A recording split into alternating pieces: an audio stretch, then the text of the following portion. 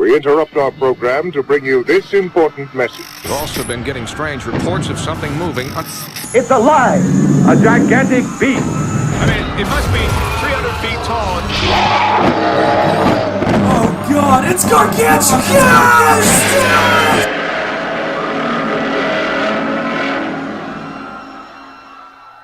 Welcome, wonderful creatures of the internet. This is Chris. And I'm Dwayne the Glock Johnson.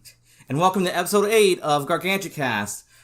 First things first, we gotta let you guys know, we're only having one episode in May. Yeah, we are prepping for King of the Monsters and also MegaCon down here in Florida. For those who don't know, MegaCon is pretty much the biggest convention for Florida, and I'm going all 4 days. You're probably gonna go like 2 or 3 days? Depending how many days I can get off work. Okay, but we're pretty much gonna be busy that weekend, and because of that, we just need time to, have that on our mindset and not... Hope our losses. Pretty much.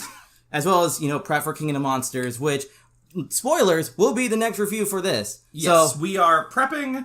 So today, to get into it, we're covering the film before King of the Monsters. We're doing 2014 Godzilla today. Yep.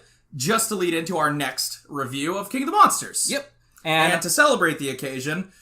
for Chris's birthday a couple days ago. Well, the day before recording this, we were celebrating Chris's birthday, and if you follow Gargantucast on Twitter, we made some Godzilla Atomic Breath Punch. So I'm celebrating in style by having some of that. And also, I want to give a Patreon shout out to Danielle Wilson, who is actually very important to you. She's my significant other. So I want to give her a shout out. And lovely lady. All right, and if you guys want to show support, you can check out Gargantucast's Patreon page if you're listening on YouTube, or you can look up Gargantucast on Patreon on the website itself. So let's go into Kai News. Woo! First bit of Kai News, we were getting a Amazon exclusive variant cover for Godzilla Aftershock, a prequel comic for King of the Monsters, which will be in between 2014 and King of the Monsters. And this variant cover is drawn by Art Adams. He's a very...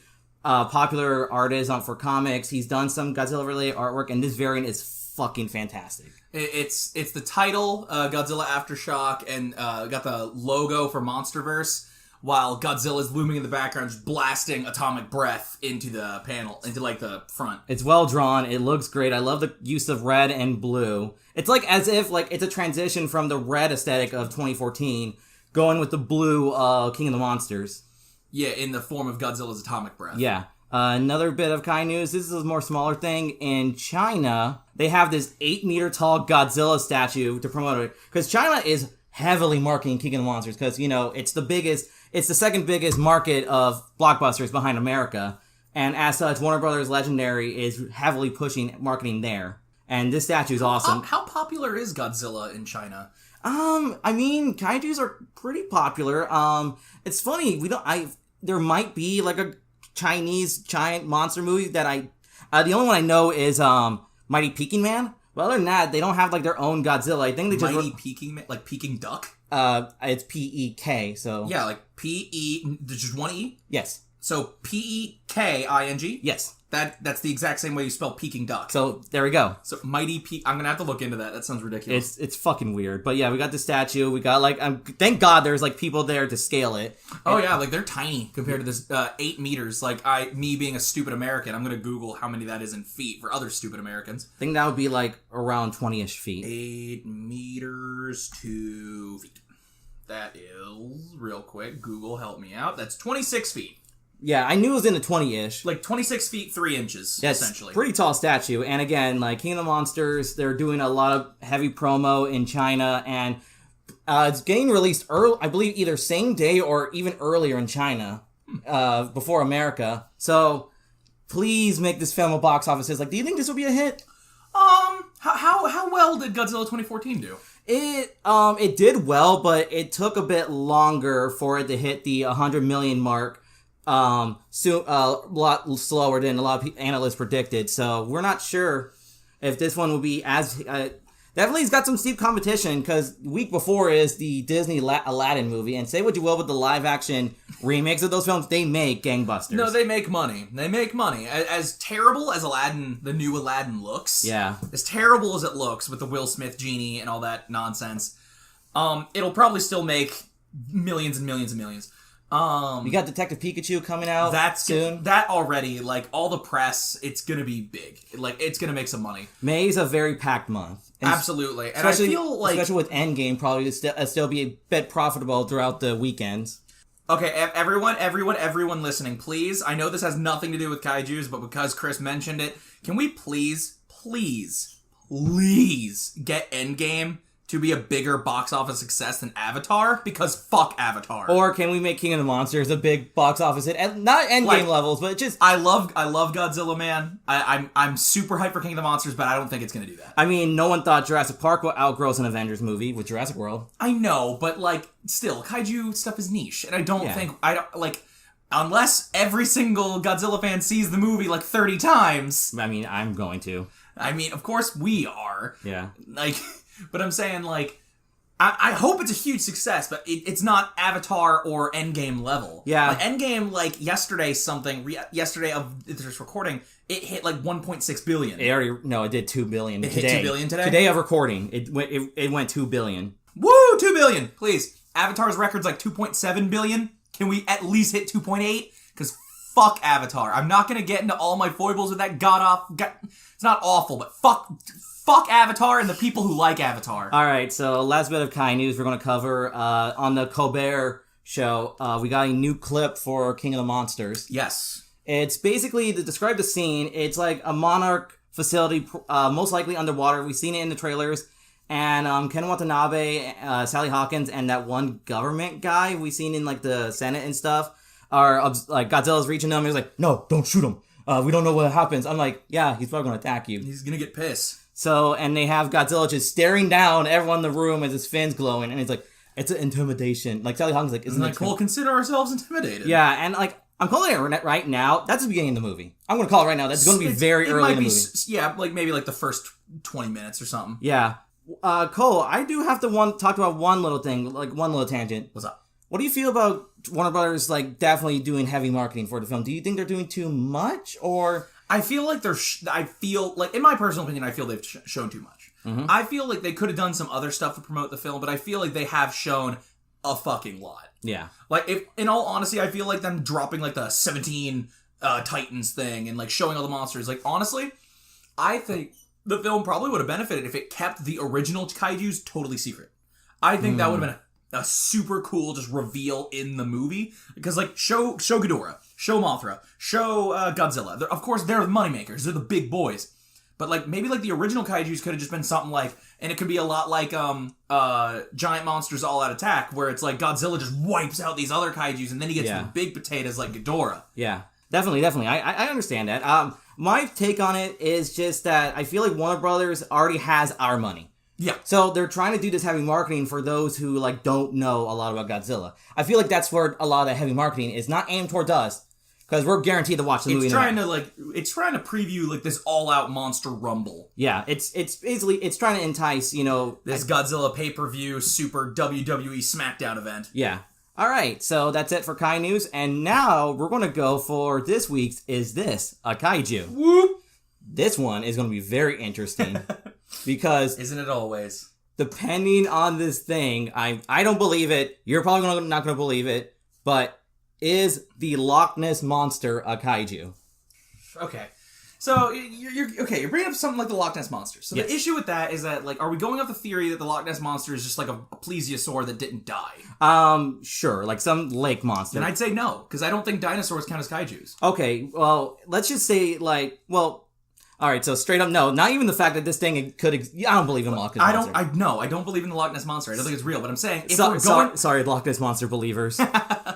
But I feel like if we're going off the idea that it's just a plesiosaur that never died at the rest of the dinosaurs, I think the issue is that, like, I don't consider dinosaurs kaiju. Not even let's say the Indominus Rex. The Indominus, I say, is, the Indominus from Jurassic World, I say that counts, because man-made kaijus can be, absolutely. Like, I'd say, the Frankenstein monster from Frankenstein Conquers the World, I say that's a kaiju. What about Gorosaurus from the Godzilla franchise? No, because that's not a real dinosaur. It's still a fictional monster. Okay, true. Because it's not real. Gorosaurus isn't a real thing. And because if we're going off the idea that it's just a plesiosaur, it's It's already got a name. It's a plesiosaur. And what does kaiju mean? Strange beast. I don't think it could be strange if it was an animal that was natural to our planet. True. So I'm going to say no. Speaking of Loch Ness Monster, there's one thing I forgot existed, and I just want to tell you just as a quick fun fact. Okay. Toho almost made a kaiju Loch Ness Monster movie back in the... Was it going to be in Japan, or were they going to... It was a Japanese, probably set in Japan most likely, about the Loch Ness Monster, and it was never made. They made a poster, there was concept art made, but they never made it, and this is the one... You're going to have to show me that sometime. Oh, definitely. It's just like, I was just like... Also, week of recording is the anniversary of the first sighting of the Loch Ness Monster, so that's been on my mind. Huh. Oh, yeah, I remember you making a tweet about that, but I didn't make that connection to... Because the Loch Ness Monster, like, cryptids should kind of be a part of, like, monster lovers. Oh, yeah. I mean, like, if you're a fan of monster movies, I think you at least have some form of, like, at least connection to, like, cryptozoology like, and stuff. Like Bigfoot, Loch Ness Monster, Chupacabras. Like, you should at least be somewhat aware of it, or at least been interested. Like, seriously. At least know what what it is. Yeah, like, also, there really needs to be a good Loch Ness Monster movie that I don't know, like, I really think... There might be, like, some actual, like... Is it Scottish or... I believe it's Scottish, It's right? a Scottish cryptid. So, yeah, like, I believe, like, there might be, like, some Scottish movie. Yeah, but, imagine something like Tremors, but with the Loch Ness Monster and with Scottish sense of humor. That'd be kind of great. All right, so we're going to take... They club it to death with shot puts. Yeah. It's like during the Highland Games or something. They, like, caber toss a tree into its head. It's like Jaws, but with the Loch Ness Monster. Hey, you scummy gabba! All right, we're going to take a little break, and afterwards, we're going to give our review for Godzilla 2014. So we'll be right back. Hey guys, quick commercial break, and I just want to tell you guys about the official Gargantucast Patreon page.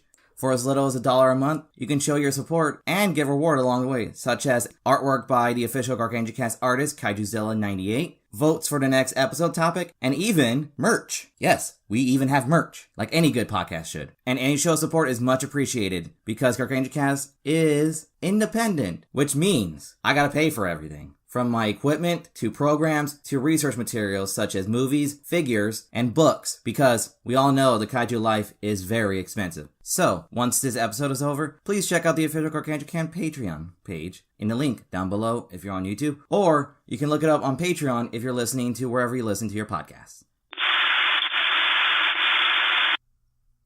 And we're back! Welcome to Super Jail. Woo! That's been on your mind lately. It has. I don't know. Like, I've been working on personal projects of my own, and the Warden has been a big influence. I mean, last review, I was had Gravity Falls on my mind. So, Yeah. So we're But always... now I'm on Super Jail. All right, so let's talk about Godzilla 2014. Okay, I have been excited to talk about this one. Because you never seen it when it came out. I did not see it when it came out. The first time I saw 2014 was in 2017. 18. Wait, I thought you just saw... I thought you last... No, that was not the first time I saw it. I saw Okay. Godzilla 2014 for the first time in 2017. Okay, it's just... I always assumed it was like last... No, that was not my first time seeing it. Okay, so... A little bit of backstory. So, after Godzilla Final Wars, the franchise was basically on, like, temporary hiatus, because Toho likes to do this. They don't want to run the franchise to the ground. So they take breaks. They take breaks. And... So I recommend that to all of you creatives out there. Like, if you're ever feeling like you're in a rut, just take a break. Yeah. A healthy break. Yeah, definitely. Like what we're going to do after this episode. Yeah. So, and from what I know, the producer of Godzilla... No, the producer, the original director of Godzilla vs. Smog Monster have been trying to get the franchise back in some shape or form. One way of doing it was doing an IMAX 3D short film called Godzilla 3D to the Max.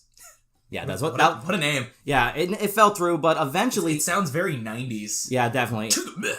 But eventually, Legendary bought the idea of basically rebooting Godzilla, and they went with Warner Brothers to distribute it, and they got Gareth Edwards, who directed the film. His previous film was another giant monster movie called Monsters. I have yet to see it. People are mixed on it. Some love it, some hate it. I'll give it a chance, just see how it is, and... I mean, I think it's inevitable. We're going to probably watch every kaiju movie we can get our grubby fingers on. Every monster movie we're going to cover. So, they kept this film a bit quiet for a long time. They didn't announce it until, like, 2012, and there was, like, this secret trailer they showed at San Diego Comic-Con that, like all trailers, leaked. Yeah. I saw the leak, and I was back in 2012 or 2013. I think it leaked a few months after San Diego Comic-Con, When I watched it, it was just a proof of concept trailer. It wasn't actual footage. It was just like, here's the general direction of this movie. Let's see what you guys think. And it was just basically, like a audio recording of Oppenheimer, the guy who created the atomic bomb.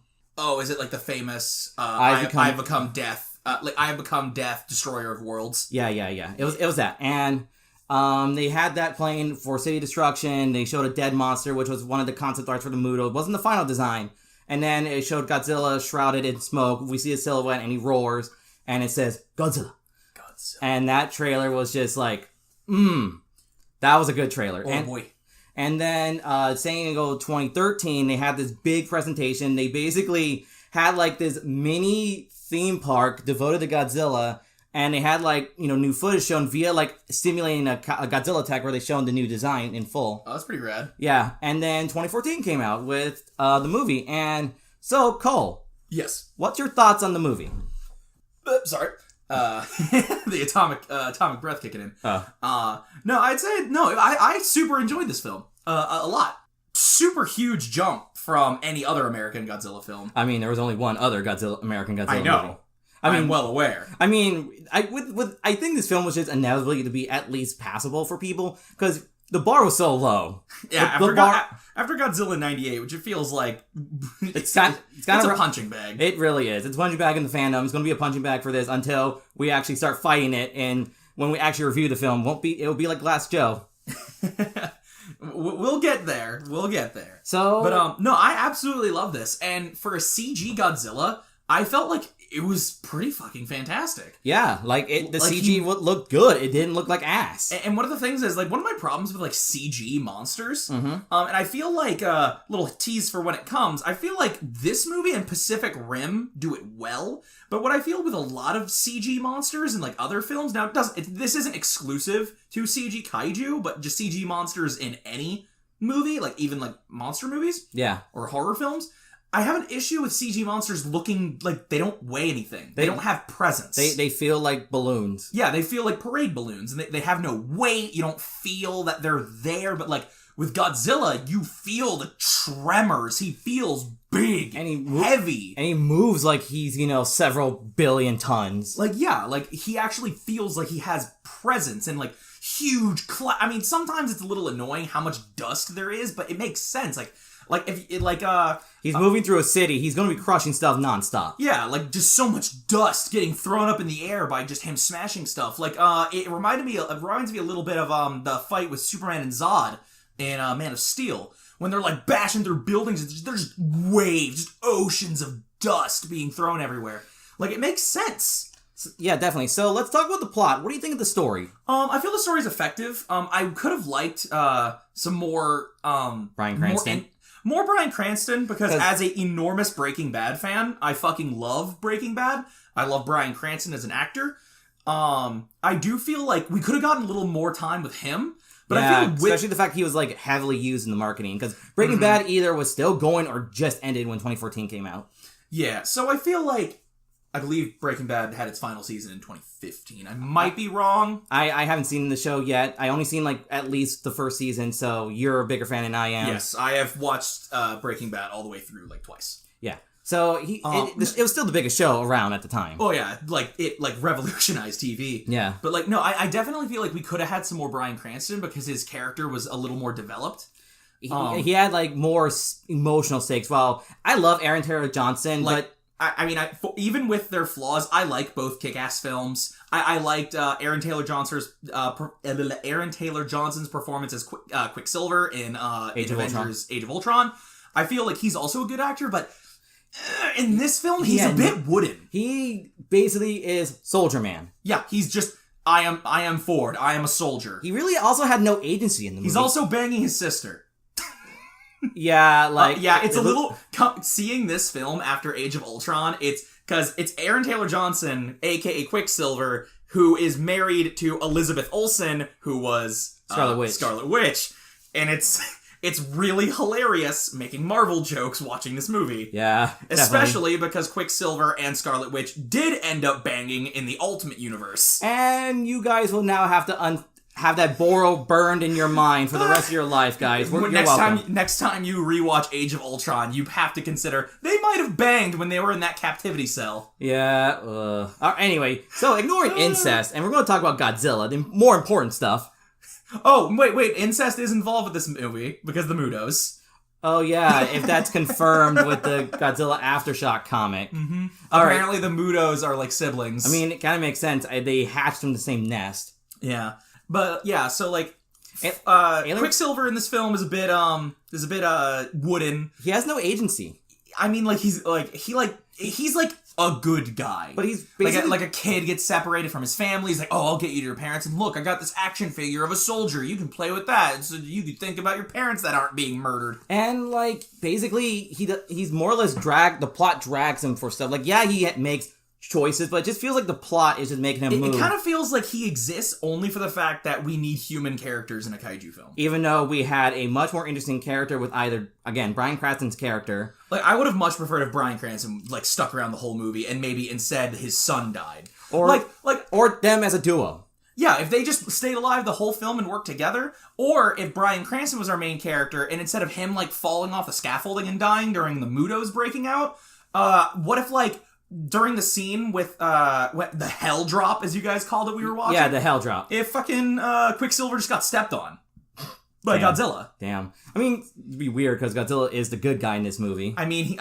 don't look at me and say Godzilla didn't kill some people. Oh, he totally did in the bridge scene at least. People totally died. But he wasn't trying to in this time around. Yeah. But Godzilla, like King of the Monsters, savior of our city. What's funny, a lot of people making jokes about that because the year before was Man of Steel. Now everyone was just saying like, "Oh, you guys are complaining that Superman didn't save everyone, and yet Godzilla's the savior." Yeah. I mean, to be fair, Superman killed a lot of people in that movie. Not by choice, but Man of Steel is a whole another can of worms. We're not going to talk about. Yeah, we're not going to get like if I'm not allowed to go on a rant on Avatar, I'm not going to let you go on a rant on Man of Steel. All right. So anyway. In terms of the story, it's basically, so we have brand new original monsters, the Mutos, and what do you think of the Mutos? I really like the design for the Mutos. Yeah. A lot of people are mixed on the Mutos. Either some of them just call them like Cloverfield ripoffs, or they're just boring. Okay, I can see kind of where they're coming from. We're comparing them to Clover. Yeah. That is what they call the monster, right? Clover, that's her, like, basically her fan-given name. Pretty much. So, like, I can see why some people compare the Mutos to Clover, because they kind of got, like, the same walking style, because they got, like, that hunched over, like,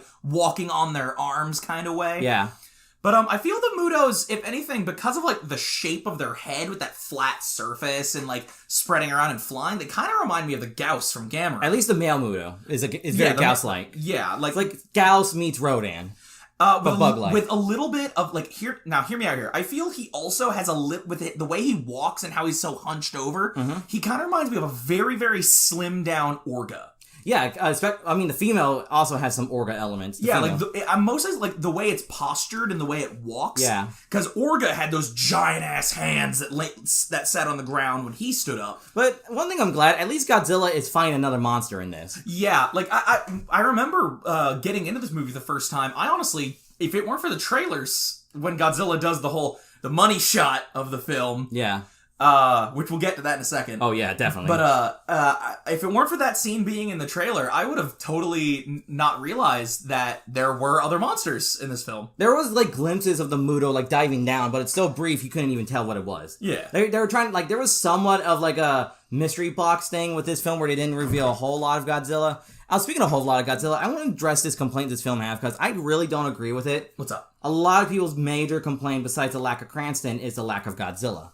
I feel we get enough Godzilla, because I feel there's definitely worse films that, like, cock tease you, and there's, like, barely any Godzilla. I feel one of the worst offenders of Godzilla films with not enough Godzilla is Godzilla versus the Sea Monster. 40 minutes in. And to be fair, this film took like 30 minutes to get in there, but here's the thing. It kept you busy with the Muto. Yeah, at least there was monsters. Yeah. Like, I feel like one of the worst offenders is Godzilla versus the Sea Monster. And, like, even when we first see Godzilla in that film, he's asleep, and he doesn't wake up until, like, an hour in. Yeah. And I think that's one of the worst offenders. If people are shit-talking this, I feel like, come on.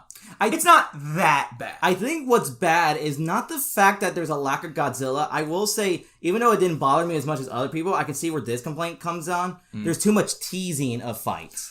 Yes, yeah. Kaijuzilla, our artist, that's his Twitter handle. Jason? Jason, yeah. Jason's Twitter handle is Kaijuzilla, right? Yes. Yeah. So, the artist that if you are a $15... 15 and above Patreon supporter, you he get draws... a drawing of a kaiju by our friend Jason. Yeah.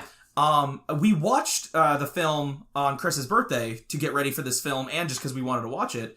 We watched it with our friend Jason, and he brought up, it's very much, there's a lot of times where Godzilla's about to get to a fight, and like, oh, we're focusing on the humans, they're running into a bomb shelter, and they're closing the doors, and like, right as Godzilla's about to get up in the Muto's face, door closes. Because the thing is, there's good build-up, but it cock-teases you the payoff. A little bit. Especially the Honolulu scene in the airport, because there was some good-ass build-up. This is legitimately one of my favorite scenes in the entire film. By the way, I'm going to do this episode for One Monstrous Moment that OmniViewer is doing, so you guys can check that out. Him and a bunch of kaiju tubers are doing a bunch of scenes, basically praising scenes for the Godzilla franchise, and I'm basically, for my Monstrous Moment, will be the build-up, the Honolulu scene in King of the in 2014. So you see the Mutos, like, tearing ship up in Hawaii, and then Godzilla's on his way, and you don't see Godzilla. First, you see the water at the beach is like... Oh yeah, Godzilla, he coming. Oh boy, oh lord, he coming. And then you just see the tidal wave, like his mere presence causes catastrophe. Oh, here come that big fella. And, you see people running, and then you see, like... It seems like it wasn't found footage style, but you definitely felt like a little disorientation, where you see people it's running, all over the place. Where you see people running up the building. People trying to outrun the tidal wave. Then, power out, and then you see, like, military soldiers on the roof shooting, like, flares. They just they shoot off flares, and then... You just see a wall of body just coming through, and then the Marines, like, open fire, Godzilla roars! But, no, he didn't even roar. He didn't? No, he didn't affect it. And then you just see a tail move, and then you see that, like, a foot stomp, and everyone just went silent. Like, the film went silent. Oh, yeah. And the Muto, roared, and you just see, like, going from his foot, the camera moves up, and then you see Godzilla full glory, roar. It's just like, I was a giddy motherfucker in a theater when I saw that. Just building up the big boy. This scene is fantastic. It's well directed. This is just how you build up a good reveal. This is up there as one of the best Godzilla entrances in the entire franchise. Yeah. And then it cuts to a newsreel. Yeah, it cuts to Godzilla and the Muto fighting on the news, being watched by Kick-Ass's son. Yeah. It was just, like, such a great scene. It's the first time we've seen Godzilla in, like, 10 years, and he looks fantastic. Oh, this design is awesome. See, like, a lot of people say it's, like, Fatzilla. I don't see it. I think it makes him have, like, more of, like, a bear. More of a, like, animalistic presence. Like, he looks kind of more like crocodile, gator-esque. Yeah, definitely. As Floridians, as a Floridian, I'm very well versed in what an alligator looks like. Yeah. No, but it makes him look more like a real reptile, and I kind of like that. Yeah, definitely. It's definitely a really good design of Godzilla. I like it a lot. Yeah. Like, it makes him seem, like, bulkier. Like it's not, I don't see it as fat. I see it as, like, he's like a beast, and he will just charge through you. Like, especially with the scene in the trailer where he's fucking booking it at Ghidorah. And also, can we just say that this design looks like Godzilla, unlike Zilla? Like, Zilla's a great monster design. It's a bad Godzilla design. It's not Godzilla. It looks like a radioactive mutant dinosaur, which I know that's what Godzilla is, but Godzilla has a design to him. It's iconic.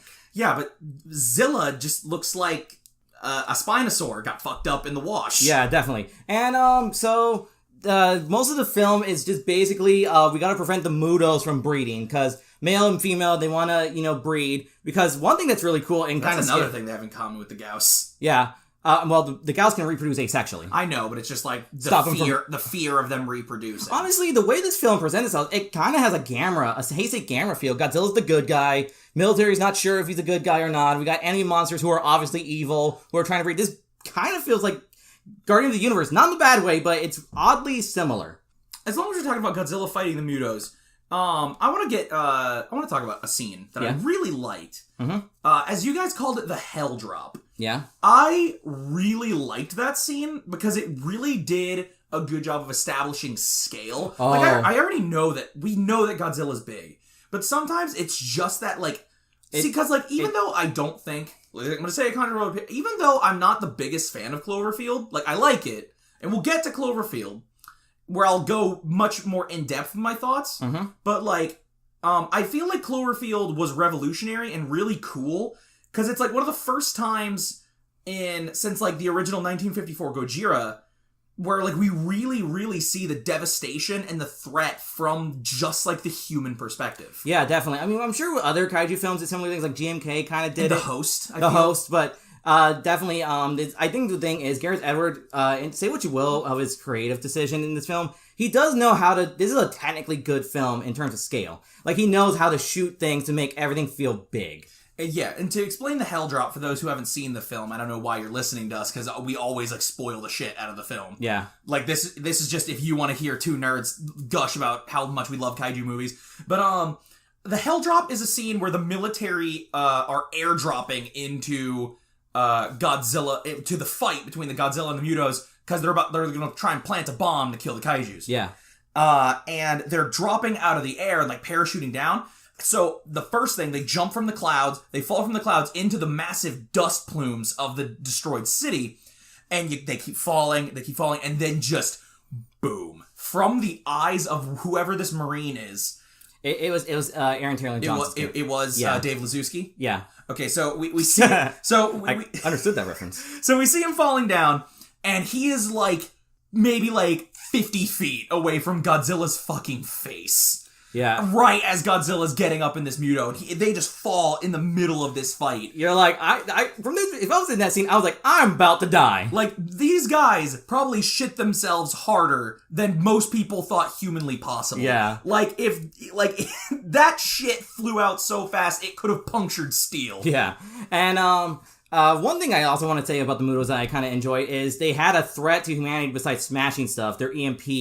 Oh yeah, like when they like charge up energy, because they literally eat radiation. Yeah. They absorb radiation for like nutrition, and like all that energy inside them, they can unleash like an EMP to like wipe out all technology around them. Yeah, so they're a threat because if these things breed and they're all over the fucking place, you know, they basically blast humans back to the Stone Age. I mean, that was a line from Bryan Cranston himself. Oh really? Oh yeah, he's like, I guess I didn't catch that line. And they'll send us back to the Stone Age. Ah! Yeah, like that was the trailer. They are the danger. Yeah, that was the trailer line in the film, and that's another. Yeah, I feel like this film is rock solid. It's a good way to bring Godzilla back. Like I know, like I will say, kind of a complaint, but also kind of a thing I want to give praise for. It's a good entry point film for newbies. I'd say so. Yeah. Like, in terms of just, if you're, like, just want to get into Godzilla itself, and if you're American, and you're not sure if you can, you know, do, like, you know, films, like foreign films, I'll show them this film.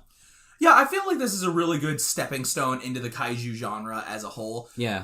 As well as I'd also say 1954 Godzilla, just for its historical standpoint. Oh, yeah, like, that's number one, and if you want to get in the franchise. But if you're just unsure about... If you want, like, a good monster brawl, like, I think, like, there is some good action in this. Although it does take a while to get there with the cock teases and all. Yeah. But I do feel the action we get is, like, well worth the wait, and I feel like the film's not boring. It's really not. For as much as we give shit to the Justice Forever member, I feel like definitely the Brotherhood of Mutants member. I really feel like that was a different actor. It wasn't Aaron Taylor Johnson. I mean, it's still Quicksilver. Get off my back.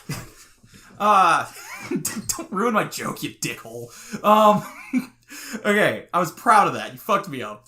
Okay, but no, but I definitely feel like even though we give Aaron Taylor Johnson shit in this film for being kind of wooden, there's worse characters in the kaiju franchise. Definitely there are, but like I feel like it's not like it's boring. There's a lot of stuff going on, and I feel like if you can get behind Cloverfield from the human perspective of just being one of the ants underneath the titanous feet of these monsters, I feel like you can get behind it, and like I feel it's really well put together. Definitely. Like, it's got its foibles, but overall, I really fucking enjoyed this film. And honestly, this film, like, during that 10-year dry spell between Final Wars and this movie, I kind of got out of the kaiju love. Like, how dare you? I know, that's my biggest sin. But the thing is, thinking about it, like, there really wasn't a lot to content for us. Yeah, for like, a long time. Like, aside from, like, Cloverfield, there was Gamma Brave that came out in 2006, but I never saw it until much, much later. I didn't even know it existed until, like... What year did Final Wars come out? 2004. 2004. So I was like 10 years old when that film came out. I'm showing my age, but I was like 10. I was like 10 when that came out, and 2014 was another 10. So I was 20 when that came out. Yeah. And now it's like there are people who were younger than me, and their parents when that film came out. So like I guess like if you want to be really like if you want to be really anal about it, technically 10 years could be a generation. Yeah. I was 10 years old, and then when this came out, I was old enough to be a dad. Yeah. It's fucking crazy how much time that was. Yeah, and during that time, I found other things, to pass my time. But when this movie came back, it re-sparked my love of Godzilla. And you just got right back in. I got right back into it, and then you started watching all the obscure shit. Like you started watching the Gammas. You fucking found the even weirder shit like Pulgasari. And they would this film and Pacific Rim basically have given us this kaiju renaissance. Yeah, it brought back, and now we're getting King of the Monsters. We're getting King of the Monsters. Which is basically a gigantic HD remake of Destroy All Monsters. No, Ghidorah the Three-Headed Monster. Yeah. And this movie, it has its flaws, but it's one of my top 10 favorite Godzilla films for just what it did for me as a Godzilla fan. It made me remind myself that it was a new hope. It really was a new hope for me. It brought back my love for the franchise, and I would not be where I am without this movie. Can I be a dumb slut and ask, when did Pacific Rim come out? 2013. So Pacific Rim didn't jump it? It took Godzilla 2014? Pacific Rim was the match, and Godzilla 2014 was the guy who threw the match. It was some gasoline. Yeah. Whoosh! Yeah. I'm just imagining you seeing Pacific Rim, and you're just like, is there hope that it's returning? And then and then all of a sudden and then fucking Godzilla comes out and you're just like, yes! Yeah, with this movie, especially for the money shot. We gotta talk about the money shot. Okay, one of the coolest fucking things. So of course again, more kaiju stuff. Peter Jackson's Kong. One of the coolest moments is when fucking King Kong's fighting the T-Rex and he snaps its jaws apart. Godzilla fucking one-ups that shit to the extreme. Grabs the Muto's face, the female Muto. Yanks its mouth open and atomic breath straight down its throat. Yeah, and it's so badass. You think that bitch is gonna explode. It's so intense, it severs the head. And I'm so glad the SH Monster Art Spitfire version of the 2014 Godzilla came with an accessory to hold the head. Yeah. Oh, yeah. It's so good. It's so good. As well as the first atomic breath scene. Because when I first watched this movie, legit, I forgot he can do the atomic breath. Yeah, because he does it 3 times total in the whole film. 2 times. I think he does a blast. He does a second blast. Yeah. He does a first blast, a second blast, and the third blast is down the throat. But still, in terms of scenes, there was 2 atomic breath scenes. Yes. But holy shit, the build up to the first atomic breath, the Mutos are ganging up on Godzilla, they knock him down. Aaron Taylor Johnson blows up the eggs. He's getting back up, and you just see a faint blue light in the background. Along with huge big We were watching the movie with subtitles on. And oh yes, this it had a caption that said "Atomic Breath Whirring." WHIRRING. Atomic breath whirring. Yeah, and then boom, this. It starts at just the tip of his tail, and it just goes up the back, and oh, it was I orgasmed 30 times in the theater when I saw it. The person in front of Chris was sticky for a while. How that submarine was in earlier in the film, covered in white stuff. There's so much cum in this movie. Sorry about that, but we're a mature rated podcast, so if you're not mature enough for it, you can listen to someone else. Sorry, children. All right, so wow, short episode, but this is a very simple film to talk about. Just a good way to build up hype. Good stepping stone. Good way to build up hype for King of the Monsters. So, Cole, final thoughts? I think this is a fantastic film. I don't really see a lot of the shit talks that this film gets. I feel it's very well put together.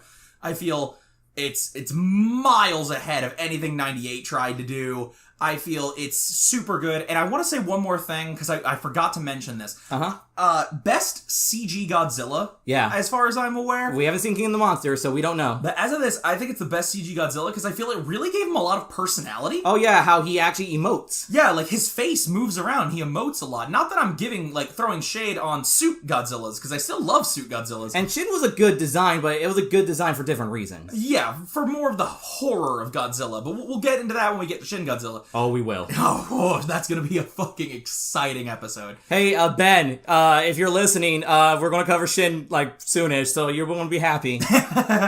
No, but what I'm saying is there's a moment where I think was, probably one of the best moments of Godzilla, emoting, is, he's fighting the Mutos, and the male takes off flying, and Godzilla looks at it, and he squints his eyes a little, and, genuinely, I could hear, the sigh. He kind of just went, he emoted, his brow furrows a bit, and honestly, I felt like I had telepathy. I could hear inside Godzilla's head, just, what the fuck? And then smacks him to the building. Just whoop-bam! So yeah, final thoughts? Final thoughts. I think this is a fantastic film, and I'm going to give it 4 money shots out of 5. 4 money shots. With me, this is a good way to bring back Godzilla. This is not, the absolute best. Definitely not top 5, definitely top 10 for me. And I just think, say what you will, how you feel with this film. This film is important for the franchise. Mm-hmm. It gave new life for the franchise, new life for the kaiju genre as a whole. And I'm always willing to rewatch this film whenever I'm just in the mood for a good Godzilla film that's fun. This is a good fun film, and I'm gonna give this film 4.5 dead Mutos out of 5. Oh, you're not you're 4.5 Aaron Taylor Johnson movies out of 5. Oh yeah, I only know 3 movies. Yeah, I can't think of any more. I desperately, while you were thinking, I'm like, what are more Aaron Taylor Johnson movies? That's why I said... What are more Aaron Taylor Johnson movies? I can't think of any. Or what about 4.5... batches of crystal meth out of 5. Yeah, Breaking Bad jokes. There you go. Alright, so this is Chris. And I am Cole. And this is GargantuaCast signing out. Hey, thank you for listening to this new episode of GargantuaCast. Please subscribe and rate us 5 stars wherever you're listening to your podcast. We're updated bi-weekly on Mondays. If you're on YouTube, please like, subscribe, and comment below.